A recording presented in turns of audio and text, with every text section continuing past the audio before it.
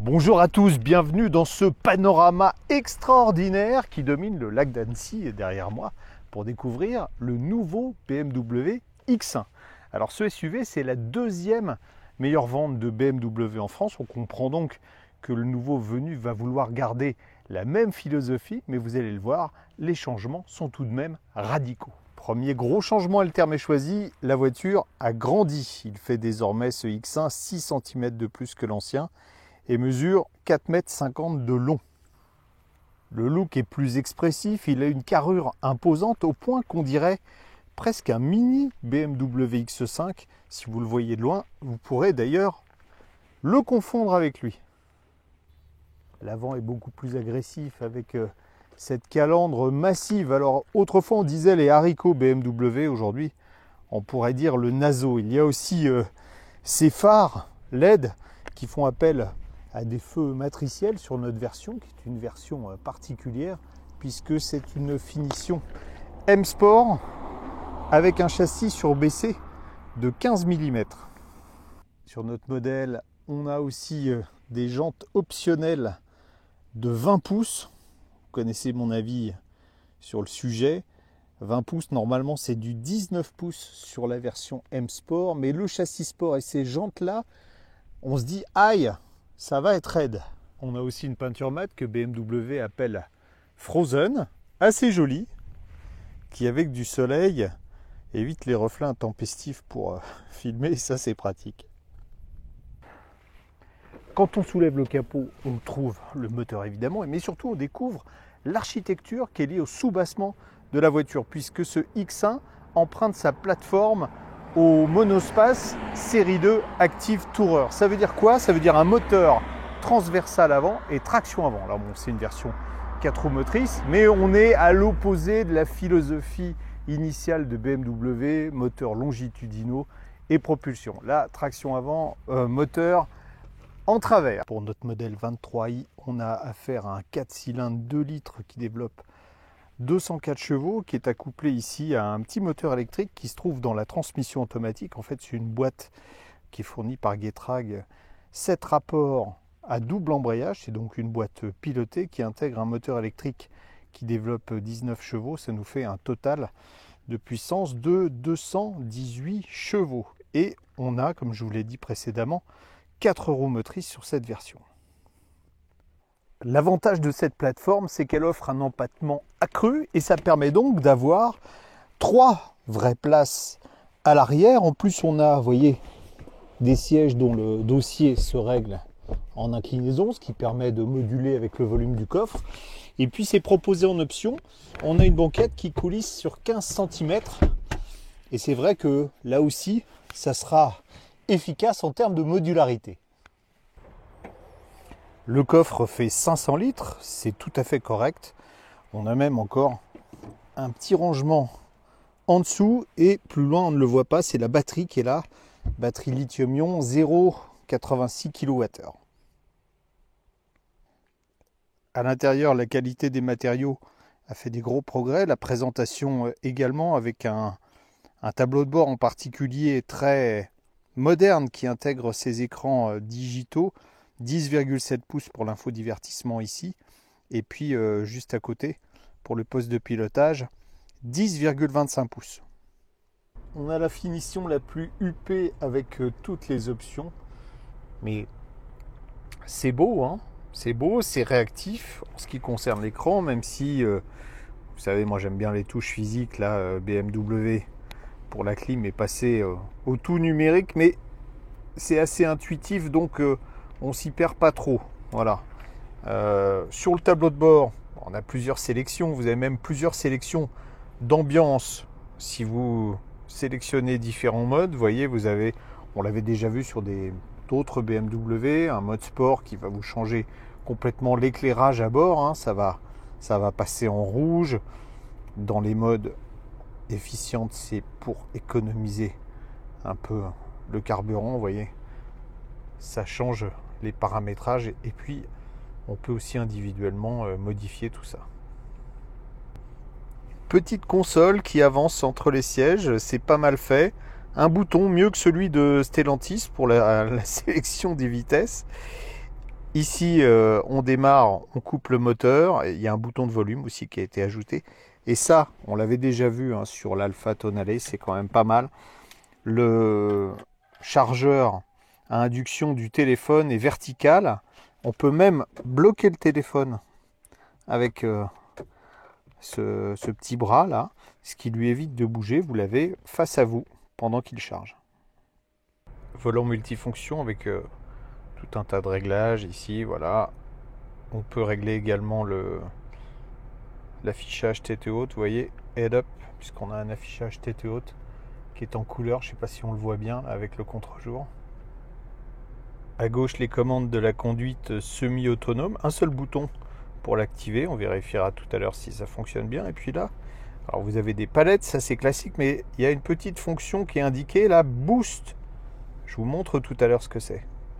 Siège avant à réglage électrique sont des sièges optionnels sur notre version siège sport. Ils ne sont pas en cuir mais en simili et qui assurent à la fois un excellent maintien et un confort certes ferme mais pas trop mauvais. J'avais de vraies craintes concernant le confort de la voiture avec ces grosses roues 20 pouces et puis des pneus à flanc très bas hein, 40. Donc ça c'est vraiment du pneu sportif et en plus un châssis surbaissé de 15 mm. Mais en fait, alors la voiture oui, c'est pas du Citroën Pullman. La voiture est ferme mais elle n'est pas inconfortable. Elle n'est pas raide au sens elle tape pas quand on arrive sur des petites irrégularités de la route.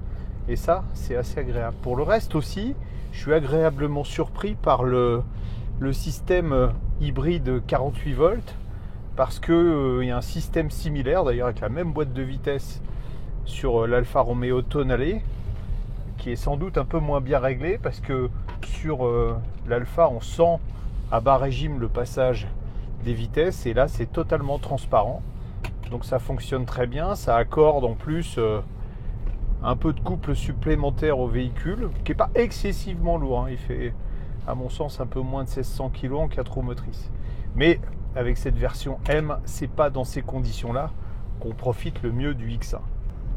Pour en tirer la quintessence, on passe d'abord sur le menu sport, on met la boîte de vitesse en sport et regardez, c'est parti.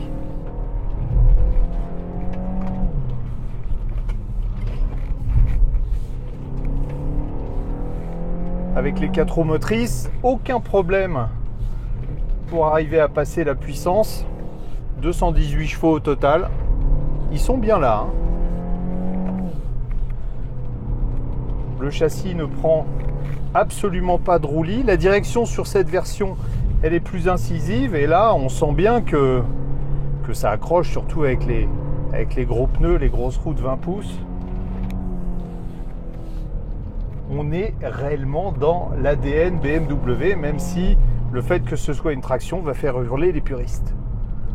On est revenu à des vitesses beaucoup plus raisonnables. Je vais vous expliquer à quoi sert le petit bouton Boost ici. Si je laisse le doigt appuyé dessus, je vais avoir droit à 10 secondes avec un petit décompte, 10 secondes d'assistance électrique du moteur qui rajoute un couple de 55 Nm jusqu'à 3000 tours. Donc ça permet de dépasser en toute sécurité par exemple. C'est de l'hybridation légère, 48 volts. Ça veut dire que on va parcourir assez peu de kilomètres en tout électrique, un petit peu quand même. Vous voyez là je suis en tout électrique, mais ça me limite à une vitesse d'environ 40 km/h. Il suffit que je réaccélère un petit peu et le moteur thermique s'est remis en route. Bon, l'intérêt c'est que les transitions entre les deux modes sont presque imperceptibles. Ça commence à être fréquent, mais c'est toujours sympa à voir la réalité augmentée sur le GPS. Le GPS qui est de série d'ailleurs sur tous les modèles. La navigation BMW est livrée en série. Vous voyez, donc là, il faut vraiment pas être bon du tout pour arriver à se tromper de route. Si on ne se laisse pas tenter par le diable, les consommations sont assez raisonnables. En ville, en roulant gentiment, on tourne autour de 6,5 litres. Bon, compte tenu de la puissance et du gabarit de l'auto, ça va, ça reste ça reste raisonnable. Je testerai après sur l'autoroute. Mais laissez-moi vous faire une confidence quand même, c'est que BMW garantit la voiture pour du fonctionnement avec du E25. Comme les constructeurs gardent toujours une petite marge de sécurité, on va dire qu'avec du E35 ça fonctionnerait parfaitement. Ça veut dire quoi? Ça veut dire que l'hiver, le super éthanol E85 dans les stations, c'est du E60. Donc si vous mixez du E60 avec du E5, donc du super 95 normal, vous faites à peu près moitié-moitié, et ben ça fonctionnera parfaitement, pas besoin de boîtier. Et en plus là, vous êtes certain de ne pas avoir de soucis mécaniques, puisque BM dit ça roule, enfin on le garantit, avec du E25. On est sur l'autoroute à 110 km/h depuis environ une dizaine de kilomètres. BMW dit avoir beaucoup travaillé sur l'insonorisation de cette nouvelle génération. C'est effectivement le cas parce qu'on a une moyenne, je ne sais pas si vous voyez bien, de 64 décibels. C'est donc un véhicule très silencieux et pourtant sur cette version on a des pneus plus larges qui génèrent des bruits de roulement sans doute un peu plus importants. On profite de l'autoroute pour tester le mode de conduite semi-autonome qui marche pas trop mal, hein. Mieux que sur certains véhicules français que j'ai eu l'occasion d'essayer il n'y a pas très longtemps. Vous voyez, on n'a pas, par exemple, j'ai lâché, normalement je ne dois pas lâcher le volant, mais on n'a pas de correction. Ici c'est une grande courbe, on n'a pas de multiples petites corrections comme souvent ça se fait sur d'autres véhicules. Là c'est beaucoup plus soft. Voilà, je remets mes mains sur le volant, sinon le système va se déconnecter. Voilà, on est à 130 km/h sur l'autoroute en fonctionnement semi-autonome. En gros, la voiture gère tous les paramètres, accélération, freinage. Elle va prendre en compte, tiens, on va voir si elle prend en compte la limitation de vitesse qui a baissé. Je ne sais pas si ça se paramètre, mais elle n'a pas ralenti par rapport à la limitation de vitesse. Bon, bref, c'est pas trop mal. Autre cas de figure de conduite, alors vraiment semi-autonome, parce que là, vous voyez, on est dans un bouchon et en fait, j'ai mis en route tant que la vitesse est limitée à 30 km/h. Écoutez, la voiture m'a encore pas demandé de reprendre le volant. Elle fait vraiment tout toute seule. Elle s'arrête, elle redémarre. Je pourrais presque faire la sieste pendant ce temps-là. S'il y a une faille, je vous refais une petite vidéo. C'est la magie du montage vidéo. On a changé de voiture. On est passé donc sur un modèle avec alors plus d'hybridation light, avec le moteur 3 cylindres 1,5 litre, mais surtout avec la suspension standard et des roues plus petites, puisque là on est en 18 pouces et effectivement le confort est quand même un peu plus onctueux que sur notre version M, mais revers de la médaille, on perd un peu en précision de conduite. Bon, rien de catastrophique, mais surtout ce qu'il faut savoir par rapport à ceux qui avaient un X1 de première génération, c'est que cette nouvelle troisième génération est beaucoup plus confortable. Il a bien évolué ce BMW X1 avec sa plateforme entre guillemets traction. Ça lui permet d'offrir plus d'espace à bord tout en conservant l'efficacité d'une BMW sur la route. Bon, cette version M est un peu extrême parce que moins confortable comme vous l'avez vu qu'un modèle de base, et puis surtout en termes de tarifs, parce que ça démarre à 51 400 € pour cette version. Je vous rappelle, 4 roues motrices, 218 chevaux, et surtout ça grimpe sur ce modèle-là qui a pratiquement toutes les options jusqu'à 66 640 €. On est dans des tarifs, c'est vrai, qui ressemblent à X5, mais on est dans des tarifs de X5.